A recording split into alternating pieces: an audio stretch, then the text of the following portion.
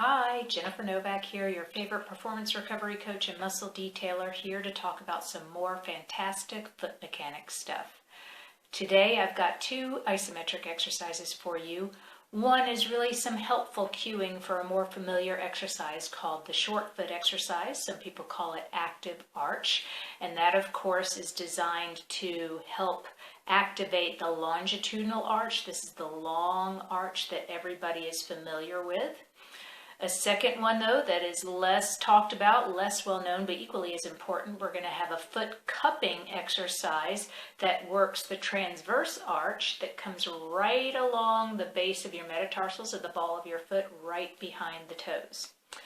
Now, some of you may be familiar with Vallet's forward lean test. It's also a forward lean exercise that is designed to work that transverse arch. The foot cupping exercise I'm going to share with you today is maybe a precursor to that. Because of the load angles of the forward lean, this exercise is going to work mainly with gravity and not add so much of the body weight over the base of the toes. So if you have someone struggling to do the forward lean, or if you think that maybe their core isn't as strong to do something like that, then this foot cupping exercise is going to be really beneficial for you.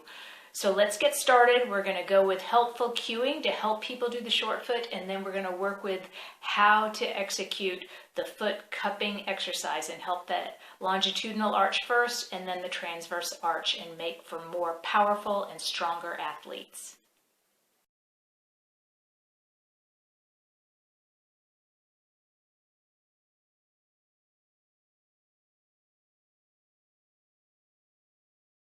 First, I like for people to be able to spread their toes. Not everybody can do that. And if you do have your big toe that doesn't really line up with your first metatarsal, you'll want to move it into place. I'm pressing mine a little more even on the left there. And then what I tell people to do is to pretend there's a thumbtack under their big toe, and that they're just pressing the thumbtack into the floor until they feel their arch lift. Kind of relaxing those other four toes. I have some crooked second toes, don't mind them. And then holding for 10 seconds and releasing. And repeating about 5 times.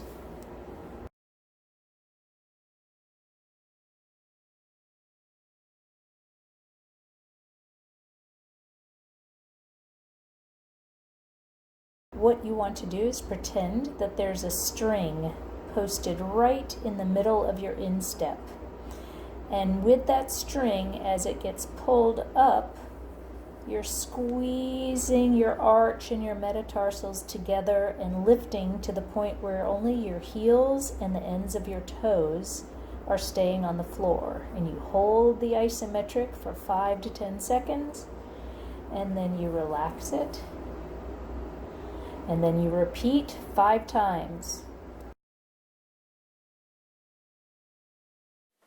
So the short foot again is going to activate the posterior tibialis and the flexor hallucis longus and brevis.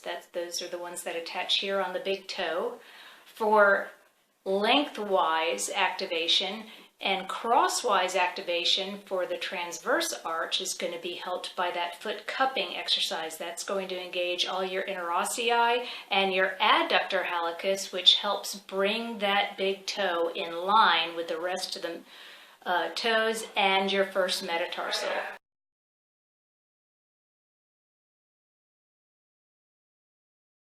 Now, why are these two exercises important for athletic performance? Well, research shows that 2 of the most important factors in improving counter movement jump height is having good toe flexor strength, big toe flexor strength, along with good dorsiflexion range of motion. And if you want to see how you can improve your dorsiflexion range of motion, you should try looking at my basketball ankle 8 video, also on the Muscle Detail Shop channel. Meanwhile, if you have a good responsive arch, you will be faster because the efficiency of your stretch shortening cycle will be improved, and that could mean the difference between winning and losing, catching the ball and missing it. Thanks so much.